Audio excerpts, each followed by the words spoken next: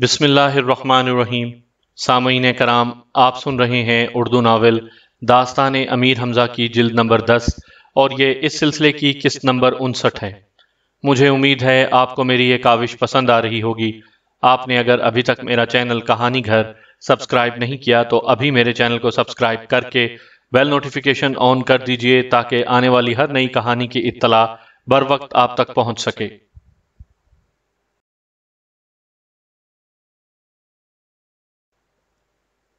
کرب غازی نے شہزادی کو تسلی دی اور تلوار کی نوک دیو کے گلے میں چبھوئی۔ وہ نعرہ مار کر اٹھا اور آدم ذات کو قریب پا کر دانت نکال دیے، گویا خوش ہو رہا ہو۔ پھر کرب کو پکڑنے کے لیے جھپٹا، مگر اس نے تلوار کا ایسا ہاتھ مارا کہ دیو کی گردن کٹ کر دور جا گری۔ دیو کے مرتے ہی وہ مینار دھواں بن کر غائب ہو گیا اور وہ شہزادی بھی دکھائی نہ دی کہ کہاں ہے۔ تب کرب نے اپنے آپ کو ایک لمبے چوڑے قلعے میں پایا جس میں لال، یاقوت، الماس اور زمرد کے 40 مکانات بنے ہوئے تھے۔ ان سب مکانوں میں بے اندازہ دولت بھری ہوئی تھی۔ کرب غازی نے آئینے میں دیکھا، لکھا تھا: اے کرب، تو نے اس طلسم کو فتح کر لیا ہے، اب یہ سب مال تیرا ہے۔ تیرے ساتھی طلسم کے باہر کھڑے انتظار کر رہے ہیں۔ اتنے میں فتح، حام اور سام اپنے لشکروں کو لے کر وہاں آئے، کرب غازی کو مبارکباد دی، پھر یہ سب مال اونٹوں پر لادا اور شہر اندروس میں آن کر معروف شاہ کو دیا۔ وہ بے حد خوش ہوا کہ میرے نواسے نے اتنا بڑا طلسم فتح کر لیا۔ اس خوشی میں کئی دن تک غریبوں اور مسکینوں کو کھانے کھلائے گئے اور خیرات بانٹی گئی۔ ادھر قلعہ حلب پر ظاہر شاہ کی فوجوں کا دباؤ روز بروز بڑھتا جاتا تھا۔ آخر لندھور نے آن کر اسے شکست فاش دی۔ علم شاہ کا زخم بھر چکا تھا، لیکن اسے یہ معلوم کر کے سخت صدمہ ہوا کہ سلطان سعد اور پیر فرخاری ہیکلان کی قید میں آ گئے ہیں۔ اس نے کئی مرتبہ ارادہ کیا کہ سعد کو جا کر رہا کروایا جائے، لیکن لندھور نے جانے نہ دیا اور کہا کہ ہیکلان کی کیا مجال ہے جو سعد کو کوئی تکلیف دے، وہ عنقریب رہا ہو کر آ جائے گا۔ اور ایسا ہی ہوا۔ چند دن بعد امیر حمزہ کی طرف سے قاصد آیا اور اس نے یہ خوشخبری سنائی کہ سعد اور پیر فرخاری آزاد ہو کر واپس آ گئے ہیں۔ یہ سن کر علم شاہ اور لندھور نے شکر کا کلمہ پڑھا۔ ادھر ہیکلان کے پاس نوشیرواں کا خط مدد کے لیے پہنچ چکا تھا۔ اس نے اپنے بھائی سکندر کو حکم دیا کہ فوراً نوشیرواں کی مدد کو پہنچے۔ سکندر ایک لشکر جرار ساتھ لے کر چلا۔ راستے میں تمام سلطنتوں اور حکومتوں کو بھی مجبور کیا کہ وہ اپنی اپنی فوجیں سکندر کے سپرد کر دیں تاکہ لشکر کی تعداد زیادہ ہو جائے۔ اسی مقصد کے لیے اندروس کے ایک حاکم معروف شاہ کے پاس بھی سکندر کا خط آیا، جس میں لکھا تھا کہ امیر حمزہ اور ان کے ساتھیوں نے شہنشاہ نوشیرواں کو بہت پریشان کیا ہے، اب ان کی حرکتیں حد سے بڑھتی جا رہی ہیں۔ نوشیرواں نے ہیکلان سے مدد طلب کی ہے اور ہیکلان نے مجھے سپہ سالار بنا کر روانہ کیا ہے، لہٰذا تجھ پر بھی لازم ہے کہ اپنے لشکر سمیت میرے ساتھ شامل ہو۔ سکندر کا یہ خط کمیل نام کا ایک زبردست پہلوان لے کر آیا تھا۔ وہ معروف شاہ کے دربار میں آیا اور دعا سلام کیے بغیر یہ خط معروف شاہ کو دیا۔ وہ پڑھنے میں مشغول ہوا اور ادھر کمیل پہلوان کرب غازی کی کرسی پر جا بیٹھا۔ کرب شکار کھیلنے جنگل میں گیا ہوا تھا۔ اس دوران میں وہ بھی واپس آ گیا۔ کیا دیکھتا ہے کہ میری کرسی پر ایک اور شخص بیٹھا ہے اور معروف شاہ نہایت پریشانی کے عالم میں کوئی خط پڑھ رہا ہے۔ کرب غازی نے کمیل پہلوان سے کہا: اے شخص، تو کون ہے کہ بہادروں کی جگہ پر یوں بے خوفی سے بیٹھا ہے؟ اس نے کرب غازی کو حقارت سے گھورا، پھر ہنس کر بولا: اے لڑکے، ابھی تیرے دودھ کے دانت بھی نہیں ٹوٹے، کیا تجھے موت کا ڈر نہیں؟ خبردار، اگر آئندہ ایسا کلمہ منہ سے نکالا تو زبان کاٹ ڈالوں گا۔ تب کرب کا چہرہ غصے سے لال ہوا اور کہنے لگا: اے بدبخت، اگر تو اس وقت بادشاہ کے دربار میں نہ ہوتا تو چھٹی کا دودھ یاد دلا دیتا۔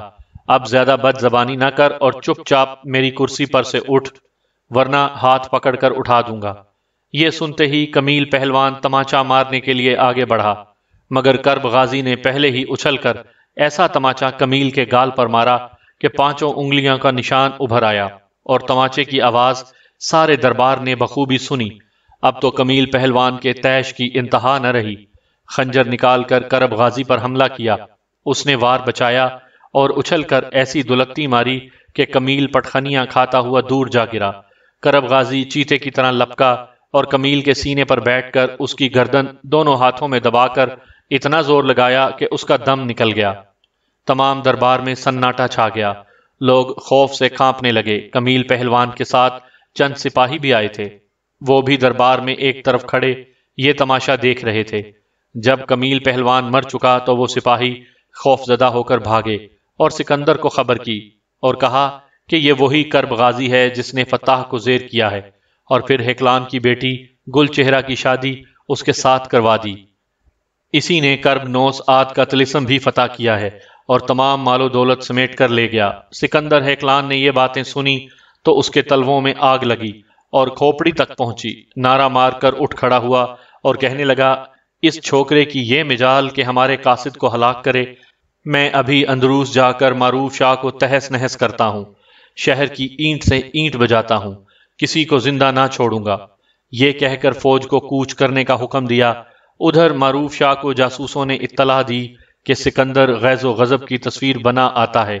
معروف شاہ نے فوراً کرب غازی کو اپنے پاس بلایا اور کہا، بیٹا، اس وقت مصلحت کا تقاضا یہی ہے کہ تم شکار کے بہانے شہر سے نکل کر جنگل میں چلے جاؤ۔ سکندر ہیکلان بہت طیش میں ہے، اس وقت اس سے مقابلہ کرنے میں ہمارا نقصان ہے۔ کرب غازی ہنس کر کہنے لگا، نانا جان، آپ تو خواہ ڈرتے ہیں، ایک سکندر کیا 1000 سکندر ہوں تب بھی میں ان کے سامنے ڈٹ جاؤں گا اور کبھی بھی منہ نہ موڑوں گا۔ معروف نے بہت منت سماجت کی تو کرب غازی مجبور ہوا اور شکار کھیلنے جنگل میں چلا گیا۔ اس کے جانے کے بعد معروف شاہ اپنے لشکر کو لے کر نکلا اور سکندر ہیکلان کا استقبال کیا۔ اس نے معروف شاہ کو دیکھتے ہی للکار کر کہا، او بدبخت، تو نے ہمارے قاصد کو کیوں قتل ہونے دیا؟ اسے بچانے کی کوشش کیوں نہ کی؟ معروف شاہ نے ہاتھ باندھ کر عرض کی، جناب، میں آپ کا غلام ہوں، بے شک یہ جرم ایسا ہے کہ میری گردن اڑا دی جائے، لیکن یہ واقعہ ایکا پیش آیا اور میں زبان بھی نہ ہلا سکا۔ یہ سن کر سکندر کا غصہ کچھ دھیما پڑا، کہنے لگا، اچھا، ہم تجھے معاف کرتے ہیں، مگر اس چھوکرے آفت کے پرکالے کرب غازی کو فوراً ہمارے سامنے حاضر کرو، میں اسے اپنے ہاتھ سے قتل کروں گا۔ اس کے بعد وہ تمام مال و دولت میرے حوالے کر جو وہ طلسم کرب نوس عاد سے لوٹ کر لایا ہے۔ میں نے سنا ہے کہ میری بھتیجی شہزادی گل چہرہ بھی اسی شہر میں موجود ہے، فوراً اسے بھی حاضر خدمت کر۔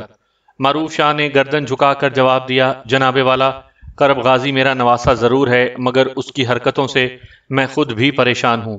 ہر چند سمجھاتا ہوں مگر کوئی نصیحت اس کی کھوپڑی میں نہیں سماتی۔ قصہ یہ ہے کہ جس روز اس نے آپ کے قاصد کمیل پہلوان کو قتل کیا، اسی روز آپ کے خوف سے اپنا تمام مال اسباب فتح اور شہزادی گل چہرہ کو لے کر اپنے باپ کے پاس چلا گیا۔ آپ کو معلوم ہوگا کہ اس کے باپ کا نام عادی پہلوان ہے، اور عادی امیر حمزہ کا دودھ شریک بھائی اور اس کے لشکر کا سپہ سالار ہے۔ خیر، میرے ہاتھ سے بچ کر کہاں جائے گا؟ سکندر نے کہا، میں امیر حمزہ کے لشکر میں جا کر اسے موت کی گھاٹ اتاروں گا، اب تو تیار ہو جا اور میرے ساتھ چل۔ معروف شاہ میں انکار کی جرت نہ تھی، کان دبا کر چپ چاپ سکندر کے ساتھ شامل ہو گیا، لیکن موقع پا کر ایک آدمی کے ذریعے کرب غازی کے پاس خط بھیج دیا کہ میں سکندر کے ساتھ جاتا ہوں، تو اپنی حفاظت کرتا رہیو۔ جب یہ تحریر کرب غازی کے پاس پہنچی تو وہ نہایت پریشان ہوا، اندروس میں واپس آ کر نئی فوج بھرتی کی اور 30,000 سوار اپنے ساتھ لے کر تیز رفتاری سے امیر حمزہ کے لشکر کی جانب روانہ ہوا۔ چلتے وقت وزیروں سے کہہ گیا کہ میرے جانے کے 2 دن بعد طلسم کرب نوس کا تمام مال اونٹوں پر لدوا کر امیر حمزہ کے پاس بھجوا دیا جائے۔ اگرچہ کرب غازی کئی روز بعد اندروس شہر سے روانہ ہوا تھا، مگر اتنی تیز رفتاری سے گیا کہ سکندر کے لشکر کو جا لیا۔ آدھی رات کے بعد اچانک اس کی فوج پر شب خون مارا اور پو پھٹنے سے پہلے 20-25 ہزار سپاہیوں کو موت کے گھاٹ اتار کر جنگل میں جا چھپا۔ جاسوسوں نے سکندر کو بتایا کہ یہ شب خون امیر حمزہ کے کسی پہلوان نے انہی کی اجازت سے مارا ہے۔ یہ سن کر سکندر کہنے لگا کہ میں نے تو یہ سنا تھا کہ حمزہ بہت بہادر ہے، مگر اب پتا چلا کہ یہ غلط تھا۔ اگر وہ دلیر ہوتا تو آدھی رات کے وقت چوروں کی طرح چھپ کر مجھ پر حملہ نہ کرتا۔ اس نے اپنے لشکر کا معائنہ کیا، دیکھا کہ جتنے سپاہی مارے گئے ہیں یا زخمی ہوئے ہیں سب اپنے ہی ہیں، دشمن کا ایک سپاہی بھی ان میں شامل نہیں۔ اگلے روز پھر کرب غازی اپنے لشکر کو لے کر آیا اور شب خون مارا۔ سکندر ہیکلان کے 7,000 آدمی مارے گئے اور کرب غازی کے آدمیوں میں سے کسی ایک کی نکسیر بھی نہ پھوٹی۔ یہ ماجرا دیکھ کر سکندر نے گلیم گوش عیار کو بلایا اور حکم دیا کہ دشمن کی خبر لاؤ۔ گلیم گوش عیار نہایت ہوشیار اور چالاک آدمی تھا۔ فوراً روانہ ہوا۔ اتفاقاً اس روز کرب غازی ایک درخت کے سائے میں پڑا سو رہا تھا اور اس کے ہمراہی اپنے ہتھیار صاف کر رہے تھے اور کچھ دھوپ میں بیٹھے سستا رہے تھے۔ گلیم گوش یہ سب حالات دیکھ گیا اور سکندر کو خبر دی کہ فلاں مقام پر دشمن کا لشکر ٹھہرا ہوا ہے اور اس وقت سب غافل پڑے ہیں۔ سکندر نے اپنے سرداروں اور پہلوانوں سے مشورہ کیا۔ انہوں نے کہا کہ اس جنگل میں آگ لگا دی جائے اور ہماری فوج جنگل کا محاصرہ کر لے، تاکہ دشمن اگر آگ سے بچ کر نکل آئے تو ہماری تلواریں اس کا خون چاٹنے کو تیار ہوں۔ سکندر کو یہ تدبیر پسند آئی۔ اس نے اپنے آدمیوں کو حکم دیا کہ جنگل میں آگ لگا دی جائے۔ آگ کے شعلے بلند ہوئے تو فتح نے غازی کو جگایا۔ وہ فوراً ہتھیار بدن پر سجا کر گھوڑے پر سوار ہوا اور لشکر کو حکم دیا کہ آگ کی پرواہ نہ کرو اور خدا کو یاد کرتے ہوئے جنگل سے نکل چلو۔ اس کے فوجیوں نے ایسا ہی کیا اور جلتی آگ میں کود کر زندہ سلامت نکل گئے۔ مگر سکندر گھیرا ڈالے ہوئے چوکنا تھا۔ اس نے کمیل پہلوان کے بھائی کفیل کو اس فوج کا سالار بنایا تھا جو کرب غازی سے مقابلہ کرنے والی تھی۔ اتفاق ایسا ہوا کہ سب سے پہلے کفیل کا سامنا کرب غازی سے ہی ہوا۔ اس نے آنن فانن کفیل کو قتل کر دیا اور اس کے بہت سے سپاہیوں کو بھی خاک و خون میں تڑپایا۔ کفیل کے مرنے کی خبر سکندر کو پہنچی تو حیرت سے دانتوں میں انگلی دبا لی اور کہنے لگا، معلوم ہوتا ہے حمزہ کے آدمی گوشت پوست کے بجائے فولاد کے بنے ہوئے ہیں۔ ان پر آگ اثر کرتی ہے نہ پانی۔ انہوں نے میرے ہزاروں سپاہیوں اور پہلوانوں کو موت کے گھاٹ اتار دیا اور ان کا ایک آدمی بھی زخمی نہ ہوا۔ اگر حالات یہی رہے تو حمزہ کا مقابلہ کیوں کر ممکن ہوگا؟ یہ سوچ کر اس نے اپنے بھائی ہیکلان کو خط لکھا کہ حمزہ کے آدمیوں نے شب خون مار مار کر مجھے سخت بدحواس کر دیا ہے۔ ان لوگوں پر کوئی حربہ اثر نہیں کرتا۔ آپ کا نہایت کرم ہوگا اگر خداوند سمراٹ کا تخت میرے پاس بھجوائیں۔ ممکن ہے خداوند کے قدموں کی برکت سے میں دشمن پر قابو پالوں۔ ہیکلان نے یہ خط پڑھا تو بہت تعجب کیا کہ حمزہ جیسا بہادر اور یوں چھپ کر حملے کرے۔ پھر وہ خداوند سمراٹ کے باغ میں گیا اور بت کے آگے گردن جھکا کر سب ماجرا بیان کیا۔ بت کے اندر سے آواز آئی، اے ہیکلان، اگر تو مجھے سکندر کے پاس بھجوا دے تو میں حمزہ کے لشکر کو تہس نہس کر دوں گا اور پھر اسے شب خون مارنے کا حوصلہ نہ ہوگا۔ ہیکلان نے خداوند سمراٹ کے بت کو سکندر کی طرف روانہ کر دیا۔ جس روز خداوند سمراٹ سکندر کے لشکر میں آیا اسی روز کرب غازی نے پھر شب خون مارا اور اس شدت سے قتل عام کیا کہ سکندر بڑی مشکل سے اپنی جان سلامت لے کر بھاگا۔ کرب غازی اپنے نانا معروف شاہ اور اپنے ماموں حام اور سام کو ساتھ لے گیا۔ جب کرب غازی اپنی فوج لے کر چلا گیا تب سکندر واپس آیا اور محلول عاد پہلوان کو حکم دیا کہ دشمن کا پیچھا کر اور معروف شاہ کو چھڑا کر لے آ۔ محلول عاد بڑا جی دار آدمی تھا۔ اس نے 5,000 سپاہی اپنے ہمراہ لیے اور کرب غازی کے تعاقب میں روانہ ہوا۔ ادھر جاسوسوں نے کرب غازی کو خبر دی کہ محلول عاد آپ کے نانا کو رہا کرانے آتا ہے۔ یہ سن کر کرب غازی ہنسا اور اپنی فوج سے کہنے لگا، تم لوگ یہیں ٹھہرو، میں اکیلا محلول کے مقابلے میں جاتا ہوں۔ گھوڑے کو سر پٹ دوڑاتا ہوا واپس گیا اور پکار کر کہا، اے محلول، بہتر یہ ہے کہ تو میرے مقابلے میں آ۔ اگر تو نے مجھ پر فتح پائی تو وعدہ کرتا ہوں کہ آئندہ سے سکندر پر شب خون نہ ماروں گا۔ یہ سن کر محلول میدان میں آیا، دیکھا کہ 12-14 برس کا ایک لڑکا گھوڑے پر سوار تلوار اور ڈھال ہاتھوں میں سنبھالے مسکرا رہا ہے۔ وہ حیران ہوا اور کہنے لگا، معلوم ہوتا ہے حمزہ بھی کوئی مسخرہ ہے، اس لڑکے کو میرے مقابلے میں بھیجا ہے۔ اگر یہ میرے ہاتھ سے مارا گیا تو لوگ کہیں گے کہ محلول پہلوان نے ایک لڑکے کو مار کر کون سی بہادری دکھائی۔ اے پہلوان، زیادہ باتیں مت بنا اور وقت ضائع نہ کر۔ کرب غازی نے کہا، تجھ جیسے پہلوانوں کے لیے مجھ سے لڑکے ہی کافی ہیں۔ اب تو محلول صبر نہ کر سکا، آگے بڑھ کر اپنا گرز کرب پر مارا۔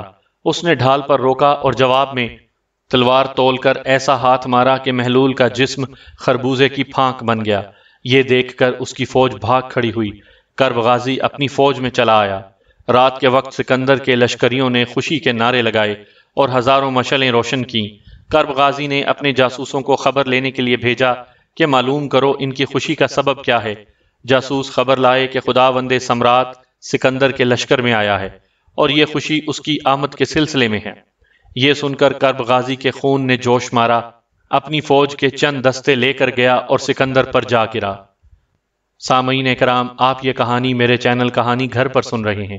آپ نے اگر ابھی تک میرا چینل کہانی گھر سبسکرائب نہیں کیا تو ابھی میرے چینل کو سبسکرائب کر کے بیل نوٹیفیکیشن آن کر دیجئے تاکہ آنے والی ہر نئی کہانی کی اطلاع بر وقت آپ تک پہنچ سکے۔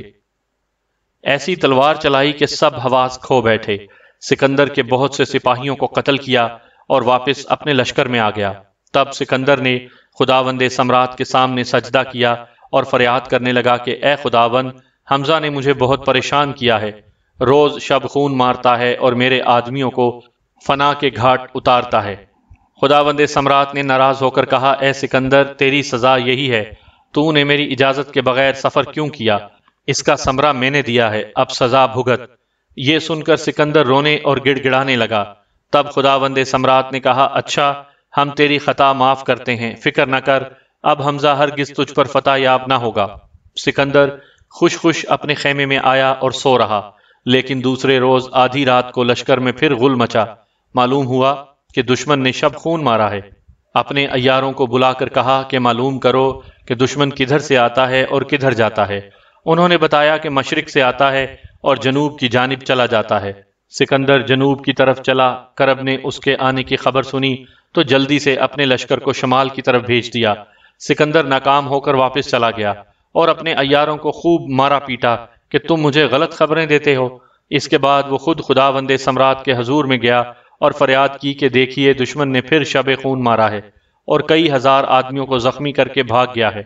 خداوند سمراٹ کے منہ سے شعلے نکلے اور آواز آئی، اے سکندر، تو سخت نافرمان ہے، بھلا کس کی اجازت سے دشمن کا پیچھا کرنے گیا تھا؟ سکندر پھر رونے اور معافیاں مانگنے لگا۔ خداوند سمراٹ نے کہا، جب تک تو یہاں پڑا رہے گا حمزہ شب خون مارتا چلا جائے گا، بہتر یہ ہے کہ جلد نوشیرواں کی طرف کوچ کر۔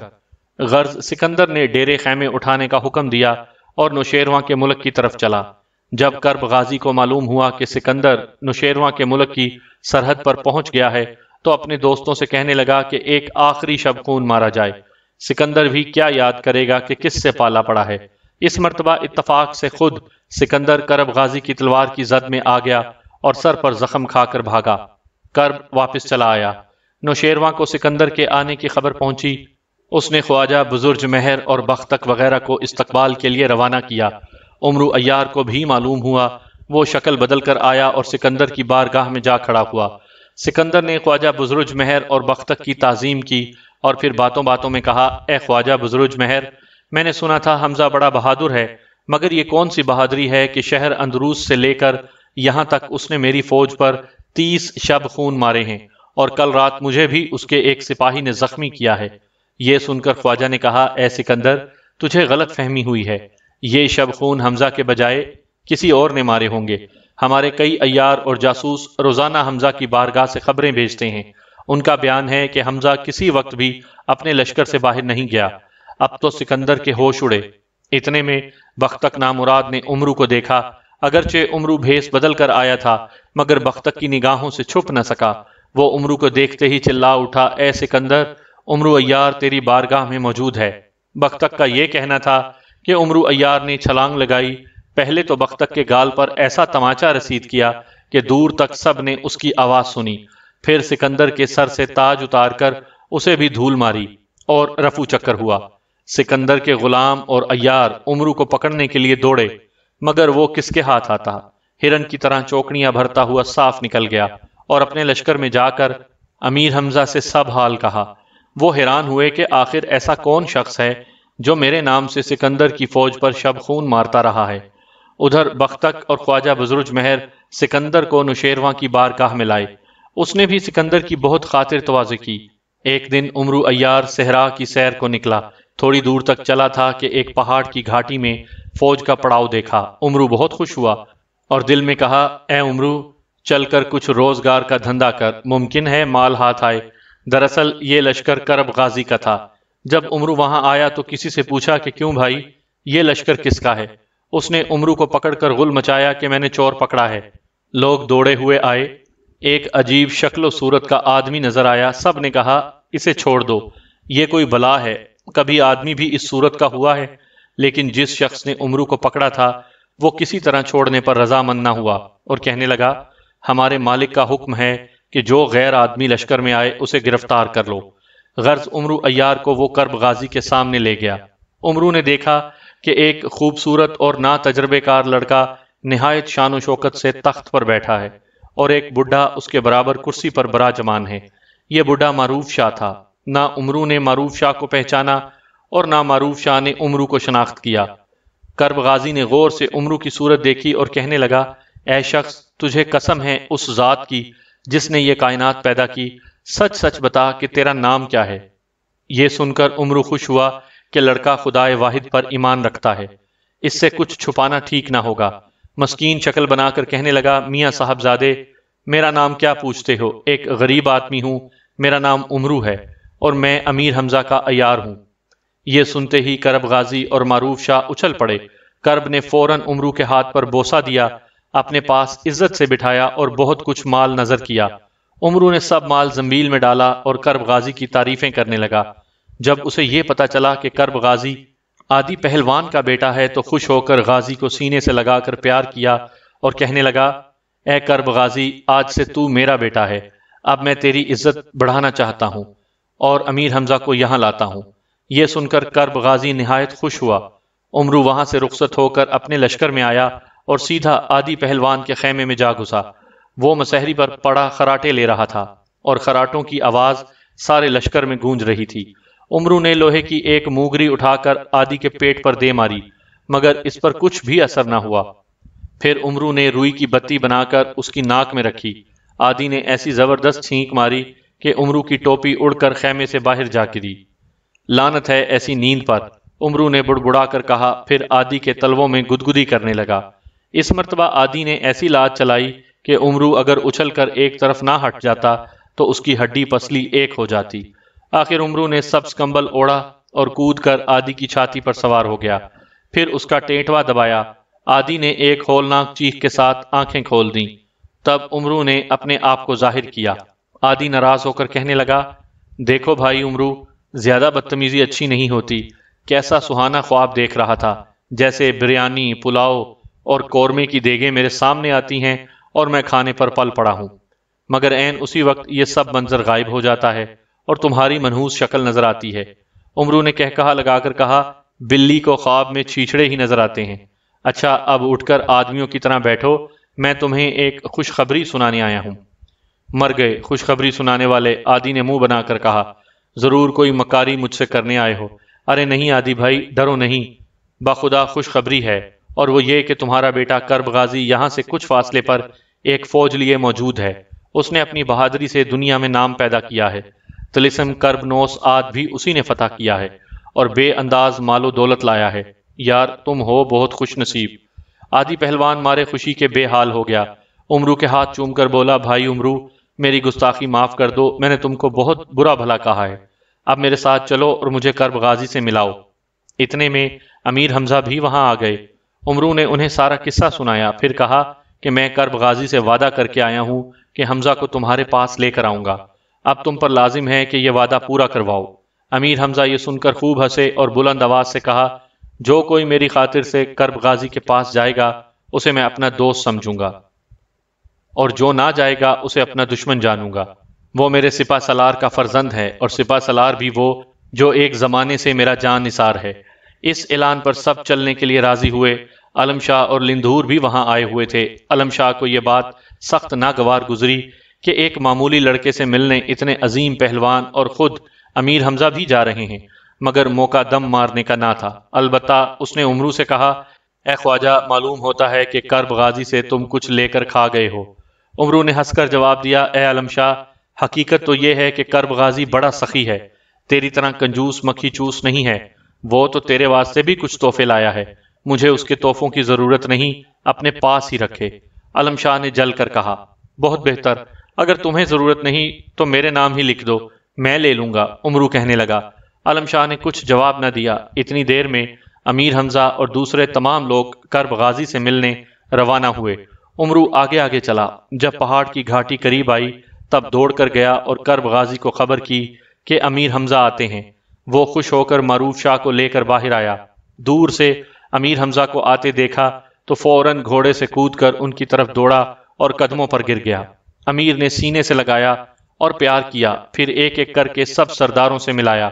جب علم شاہ سے ملنے کی نوبت آئی تو اس نے رکاب سے پاؤں نکال کر کرب غازی کی طرف بڑھا دیا۔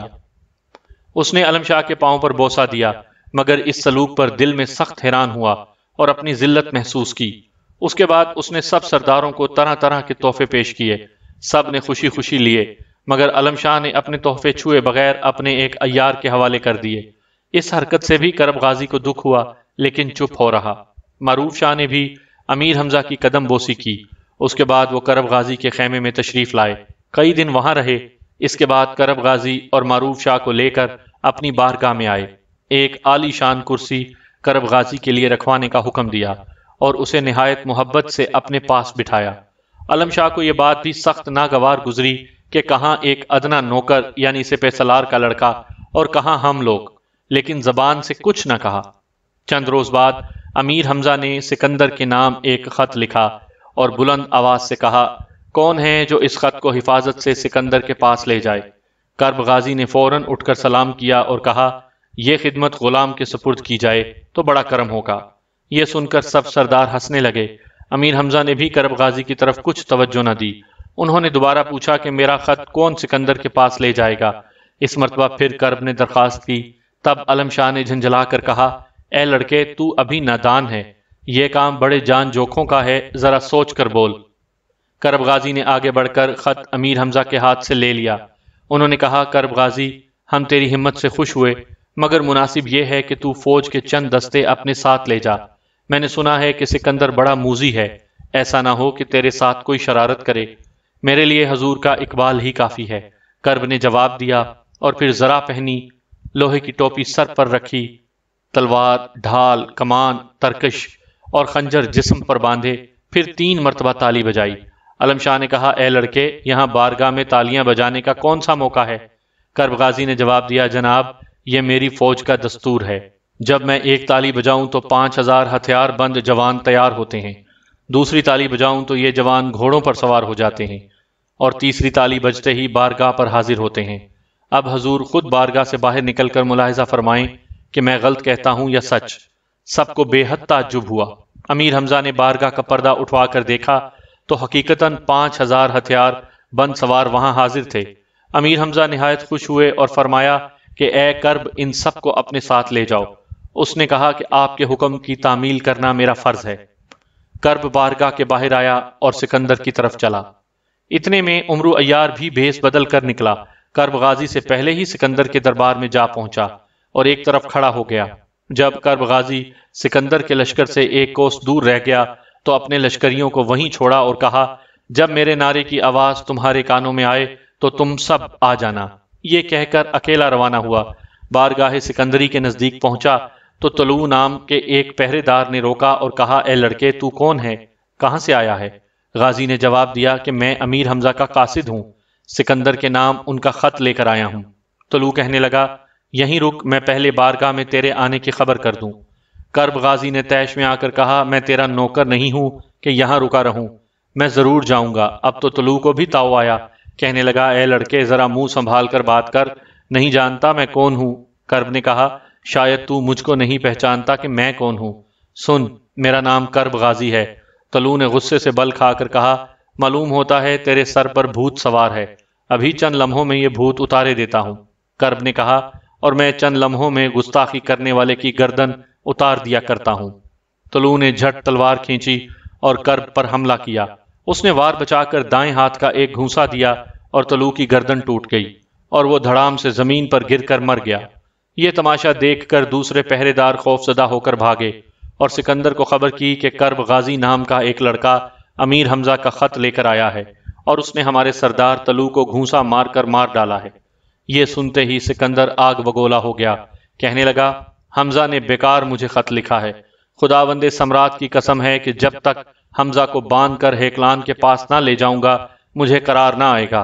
بختک نے یہ بات سن کر کہا، اے سکندر، اس عرب کا قاعدہ ہے کہ جب کوئی بہادر اس سے لڑنے آتا ہے تو یہ خط لکھ کر اس پر روب ڈالتا ہے اور ان دیکھے خدا کی عبادت کرنے کو کہتا ہے۔ اس نے کوئی دین ابراہیمی بھی ایجاد کر رکھا ہے، اگر کوئی اس دین پر ایمان نہ لائے تو اسے مار ڈالتا ہے۔ اب حمزہ کی یہ حرکتیں نہ چلیں گی، میں اسے ایسا سبق دوں گا کہ تمام عمر یاد رکھے گا۔ حضور، میری رائے یہ ہے کہ حمزہ کے قاصد کو یہاں سے ذلیل کر کے واپس بھیجیے۔ بختک نے کہا۔ یہ بات سکندر کو پسند آئی، حکم دیا کہ دربار میں سے سب کرسیاں اٹھا لی جائیں، صرف پہلوان تال گرہ کی کرسی رہنے دی جائے۔ تال گرہ سکندر فوج میں سب سے طاقتور پہلوان تھا، کہتے ہیں کہ وہ ایک ہاتھ سے شیر کا گلا گھونٹ کر مار ڈالتا تھا۔ سکندر کا خیال تھا کہ کرب غازی جب بیٹھنے کی جگہ نہ پائے گا تو کھڑے کھڑے خط پیش کرے گا، اور یہی اس کی ذلت ہے۔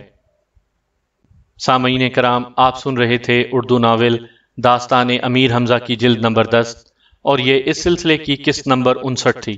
مجھے امید ہے آپ کو میری یہ کاوش پسند آئی ہوگی۔ آپ نے اگر ابھی تک میرا چینل کہانی گھر سبسکرائب نہیں کیا تو ابھی میرے چینل کو سبسکرائب کر کے بیل نوٹیفیکیشن آن کر دیجئے تاکہ آنے والی ہر نئی کہانی کی اطلاع بر وقت آپ تک پہنچ سکے۔